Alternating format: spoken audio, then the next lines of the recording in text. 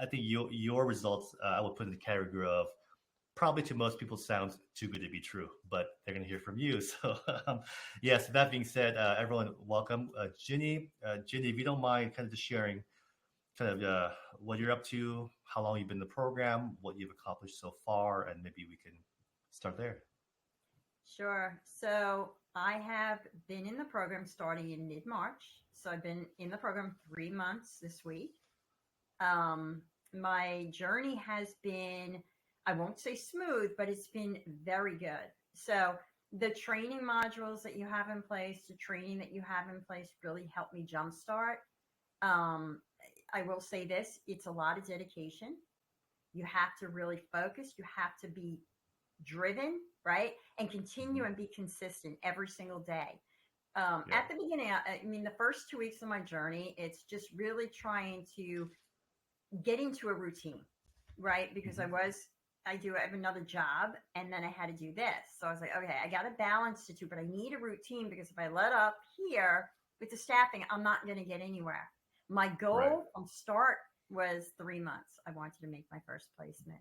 So within the first 2 weeks, ramping up, finding my place, about the third week in, I started to just roll out there, get a list together, make my cold calls because it's trial and error. You have to learn within that, right? That first Mm-hmm. week of actually going out there hands on while doing the training. So I'm still doing the modules, Right. get everything set up.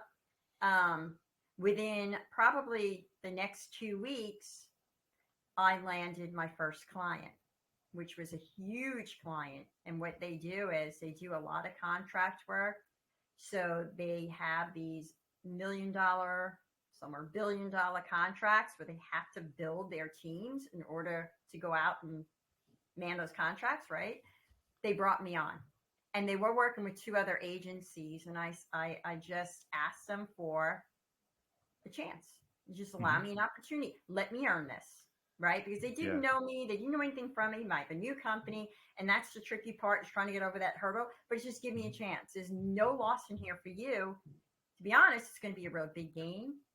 They gave me the chance. They gave me an opportunity with a requisition. I turned that requisition around within a couple of days, sent them two Wow. to three candidates. And I like to do it in groups because if you send more, it's not like here's one, they turn it down. So try to get your top three.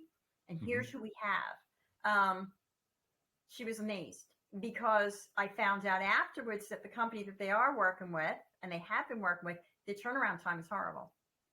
Yeah. Right. So understanding that now I know this, now I'm going to be on my A game. It ended up going from that to asking me for 20 to 25 recs in a month. At which time I had asked them, I said, hey, let's slow it down. Let's do what your top 3 to 5 critical positions are, because those are the most important. Let's work it from there, and then we'll fill it in with the others. And that's what we've been doing. And then after that, I will say this, even though I've been in sales for 20 years, I built my confidence here. No. Now I felt like I can do anything. So I went out and I just started to make my calls. I picked up another smaller account about a week later. I'm working on a couple of requisitions there. I haven't made a placement there yet, but I have made 4 placements with the first company. Pulled in almost probably about $200,000. So I'm working on more recs there with the smaller company. And then I just continued my journey. But each Yeah. day, each day I'm still planning, John. It's not like, well, this is working, I'm just going to continue. I still try to find avenues where I can expand. Yeah. And if there are things that aren't working, figure out why, Mm-hmm. and then try a different approach. And Yeah. Well, I I do mean, role play at home too, by the way. I do role play at home. Hey, I'm going to listen, and my yeah. family's just like, oh my gosh, but it works because they'll say, Yes. and I ask them at the end, would you take the call? And they're very honest. So it's either yes or no. So I know See, I can go in. you are the picture perfect student where you're going in, you're really absorbing everything. Even given that you have years of experience already, well established, the fact that you have the beginner's mind still, I think was what helped get you kind of this and these type of results. And you mean 4 hires in 90 days from a cold start. You mentioned yourself, it wasn't really until week 3 to 4 that you were really just kind of putting yourself out there. Right. So really, like in terms of delivering on your clients, it's like 2 months of just like filling roles and filling 4 roles in 2 months for almost, what's it, $200,000. And as for most people who don't know, in this line of business with recruiting, we have extremely high profit margins. So you're basically keeping essentially almost 100% of all that, right? Yes. Yeah. So, Yeah. and that's just your first 3 months. We have, we have lots of things to do and ways to scale up from here to take you, more faster. Now that you kind of got your first few wins under your belt. But yeah, congratulations. Thank you. That's huge. I'm so happy for you. And yeah, you reminded me off air that we had met on a Sunday on the call, and you're like, let's just give it a shot. Hopefully, I can make one placement in 90 days. I'm like, based on everything. The goal. Right. Yeah, and I had laid out, said, hey, look, we've been doing this for years now with hundreds of people. First placement in 90 days is like the minimum KPI, so I feel good you can hit that. And you're like, let's see, let's hope. And then now you've like 4x'd those initial goals. So now we're on to the next. But so when you when you talk to, and one thing I really appreciate about you is your giving heart and your nature, and then the fact that you jump on the coaching calls now with the group, and now I think you're adding more value and you're contributing to the coaching and giving your 2 cents. And so if you were to talk to someone who was kind of, I guess, where you were 90 days ago, thinking about potentially doing their own business in recruiting, what would you share to the version of you who didn't really know this much before you got into it?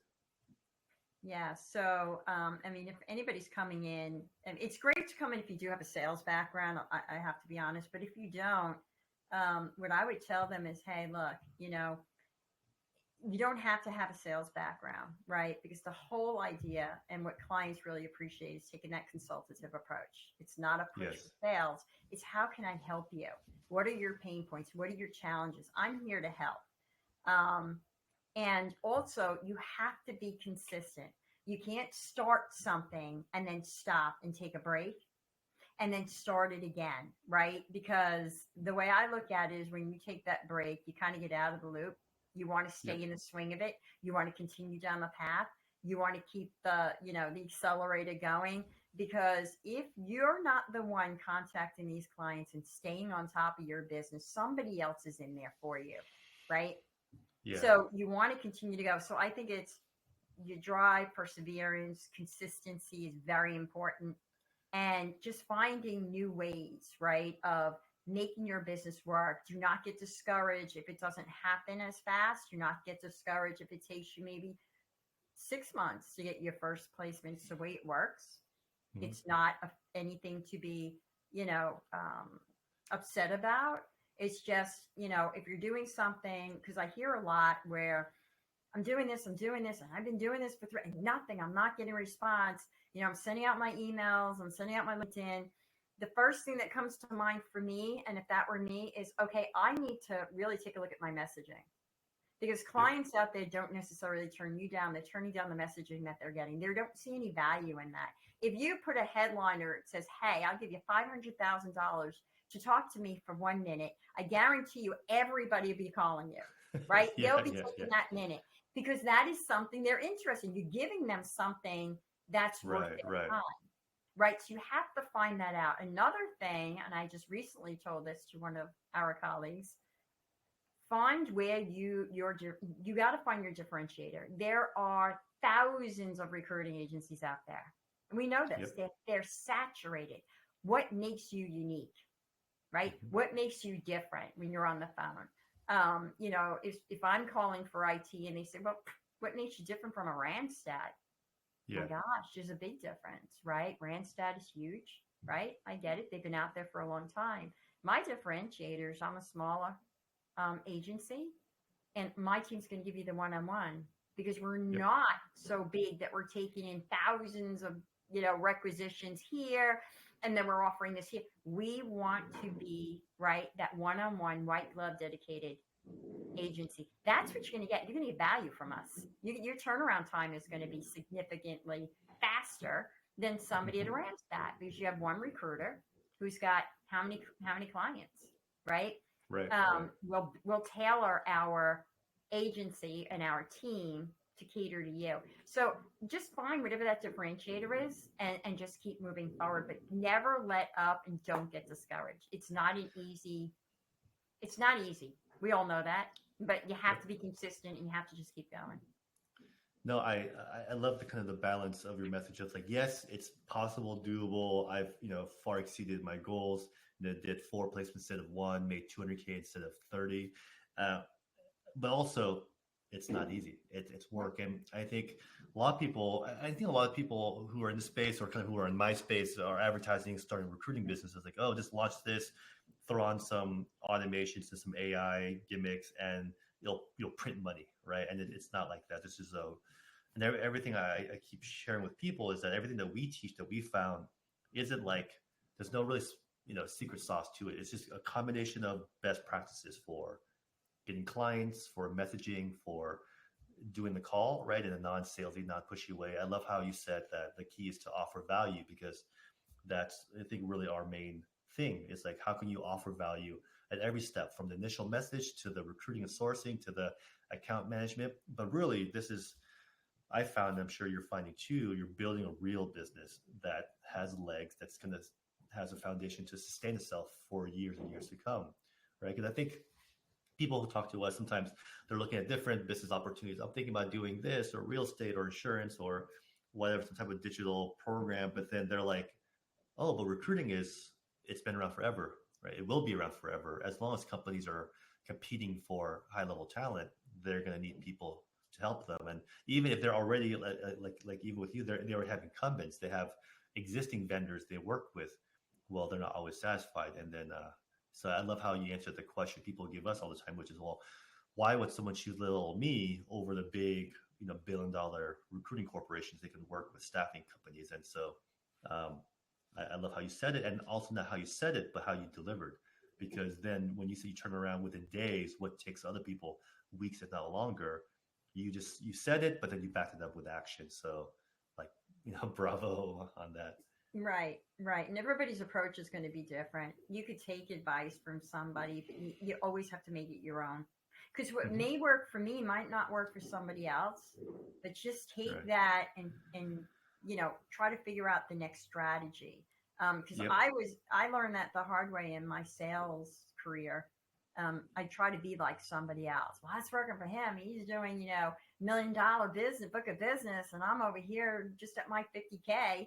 How do I get? I'm just going to be him. It doesn't work because it didn't Yeah. fit my personality. It didn't fit who I was. And clients aren't that dumb. They could see right through you. Confidence is another thing I forgot to mention. You have to come across very confident. They know if you're weak, right? They can sense that you're new or you're kind of leery or you're a little bit iffy. Just go in with full blown confidence, whether a response to something, you don't know a response to something. I mean, the one thing I learned, you got to be quick with the answers, right? So whatever Mm-hmm. that may be, that's in your favor, Right. just go with it. But confidence is something that you also have to come across in your messaging. I think it's really important. Agreed. And your conversations and the calls that you make, right? Now, of course, people then say, well, how do we teach confidence? Because we definitely teach it, but it's an abstract idea of confidence. But then from my experience, if you break down what that looks like on the field in recruiting, it's you know exactly the talk tracks, what to say to a client, to a prospect on a sourcing call, when you're negotiating fee agreements. You kind of are able to anticipate some of these things so that when you're going into it, you're not like, I hope they don't ask me these questions because I don't have no idea how to respond. Is if you have a general idea, and that's why we lay out like in detail using all of our scripts, all of our talk tracks for every possible scenario, right? That I think armed with those, at least plus some experience under your belt, you can then, I think that sets people up to have more confidence versus just winging it on their own, right? 100%. But Sure. look, Jenny, thank you so much for coming on. I know you're busy, so I really appreciate you carving out the time for this to share your stories. And I hope this motivates people, gives them a better idea of your journey, what's possible out there, and that you're doing it right now in a time where people are all doom and gloom. The economy's down. There's a recession. Recruiting's too saturated. Little me, I've never worked in a formal recruiting environment, like all that stuff. Regardless, despite that, you're like, well, just look at Ginny. She's doing it now, and all she's doing for the most part is following the playbook and then working really hard and bring her own true gifts to the table. So um, thank you for being the shining light that says, hey, despite all the to the naysayers, despite everything that's challenging, success can be found if if you do it the right way and you put your heart into it, right? So thank you so Yes. much, Jenny. Well, look forward to Thank seeing you, you in the next John. coaching call. And again, thanks for sharing your win. I'm really excited. Thank you. Pleasure. All right. Thanks. Take care. Bye now. Bye.